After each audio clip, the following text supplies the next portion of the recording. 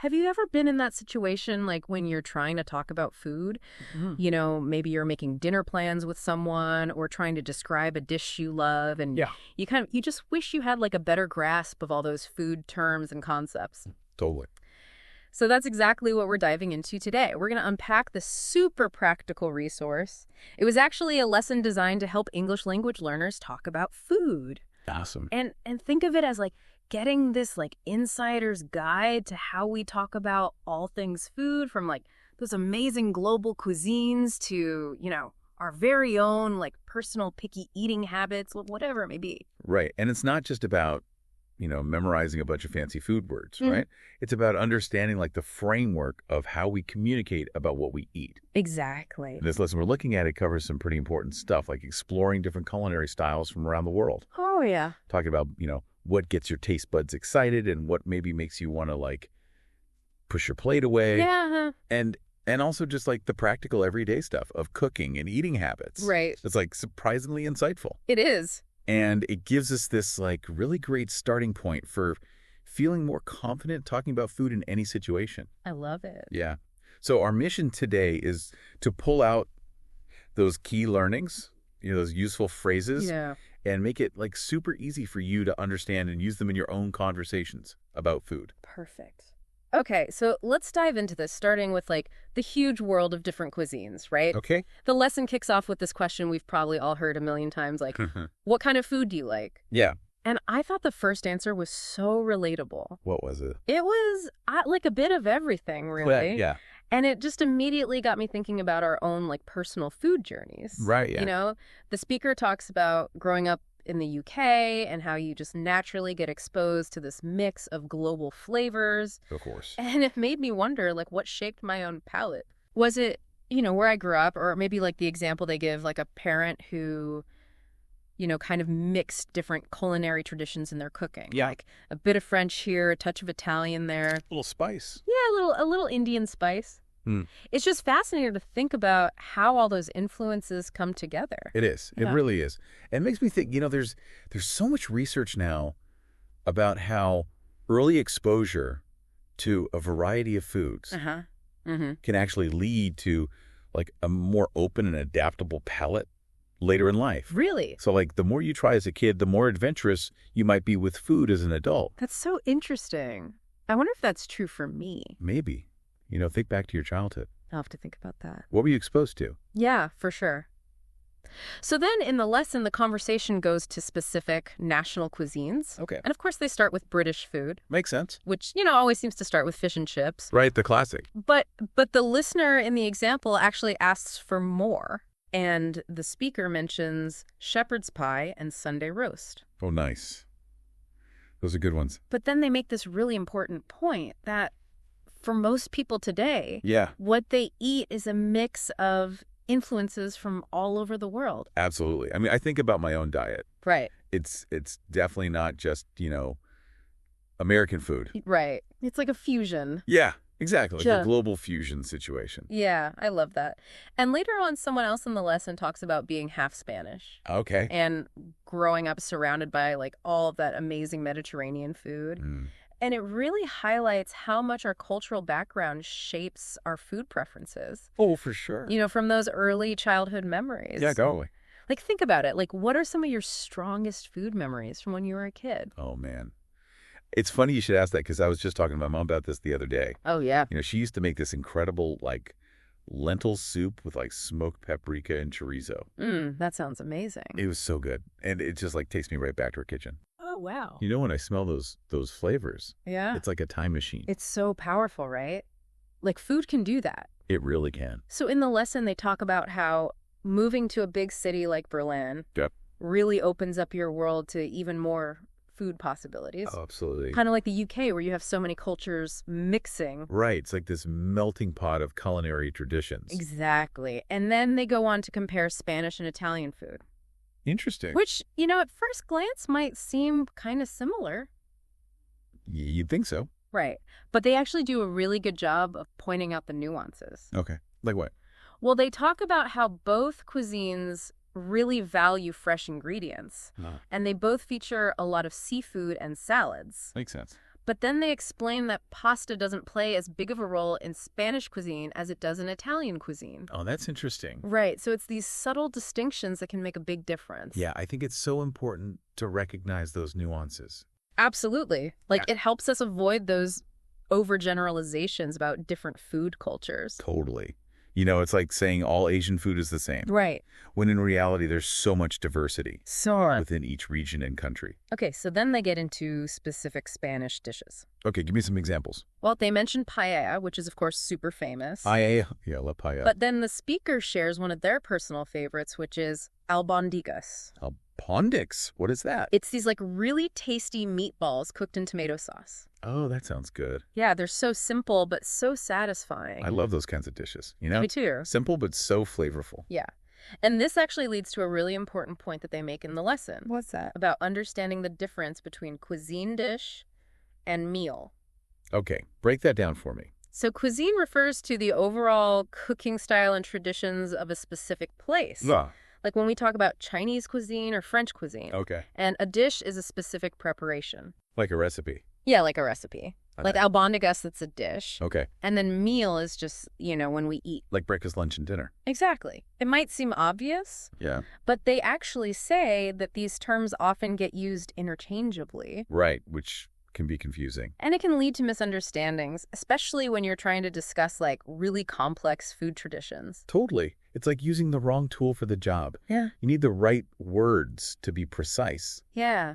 And they give this great advice about being more descriptive when you talk about food that you enjoy. I like that. Like, don't just say it's good. Right. Instead of just saying, oh, I love Vietnamese food. Yeah. Tell me why. Exactly. Give me the details. Yeah, talk about the fresh herbs, the balance of flavors. Yeah. Make me feel like I'm tasting it. Yes. It just makes the conversation so much more interesting. Way more engaging for Yeah. sure.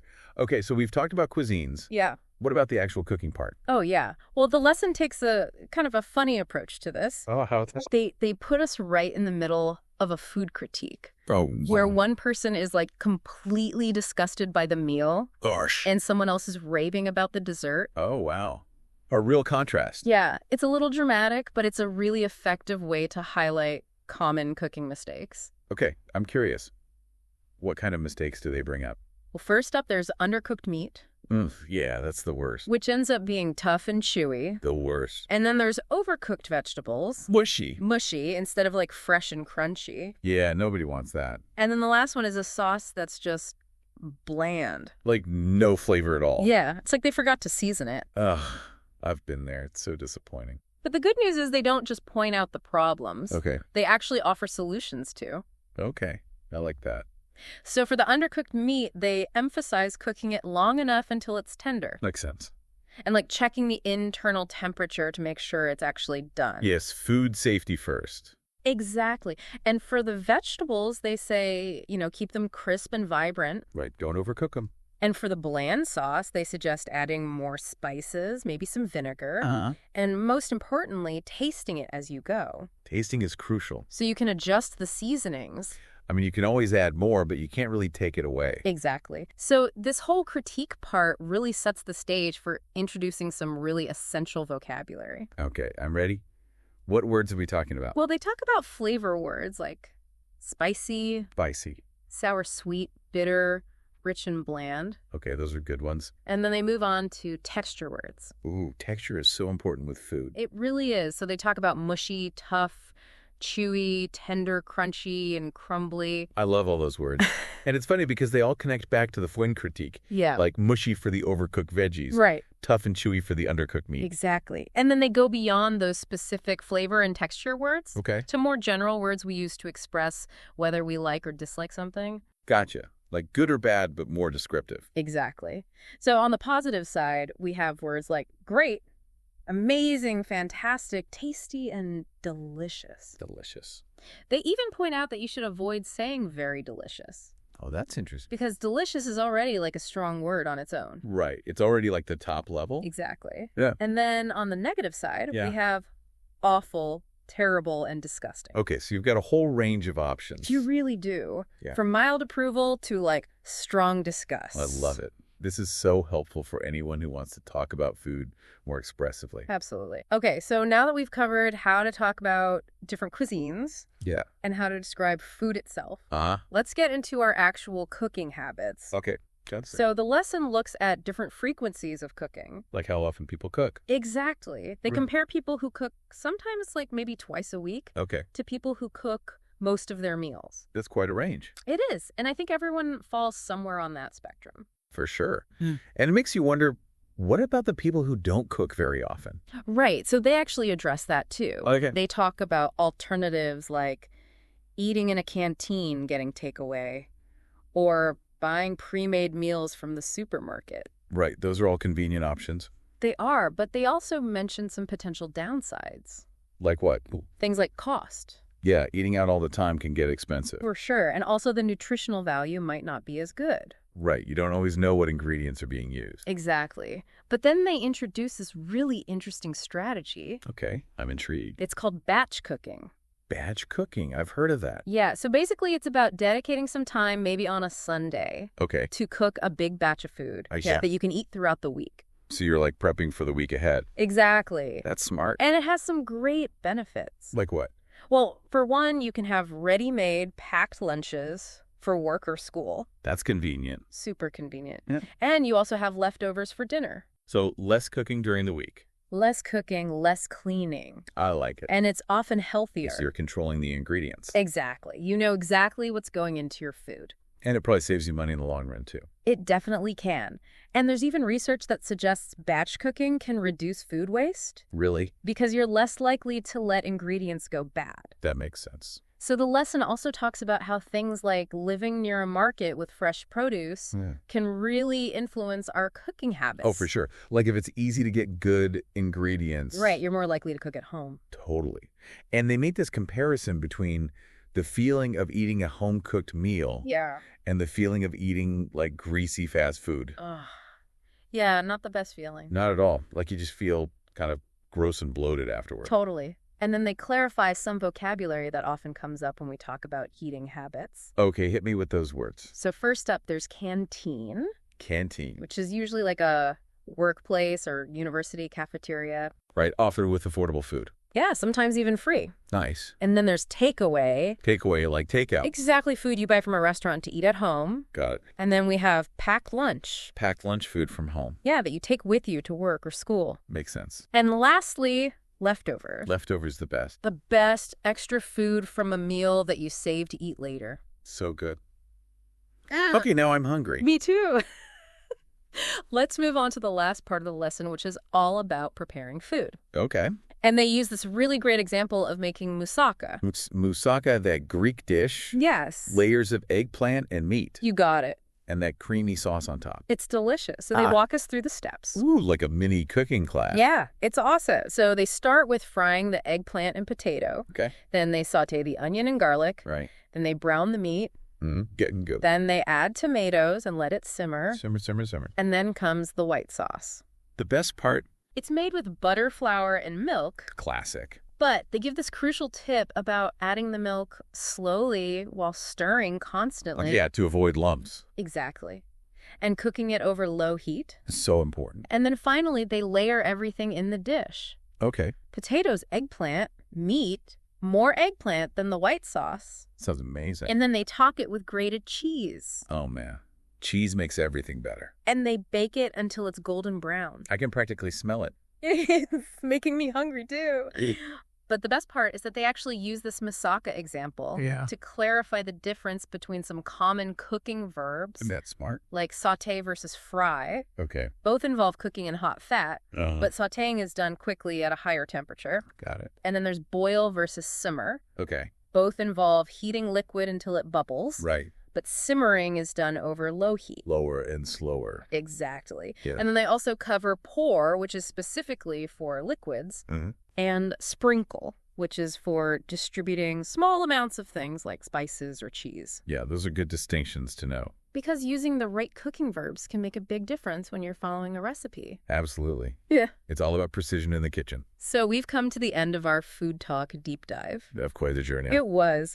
We went from discussing all these incredible cuisines to expressing our personal food preferences, Yeah.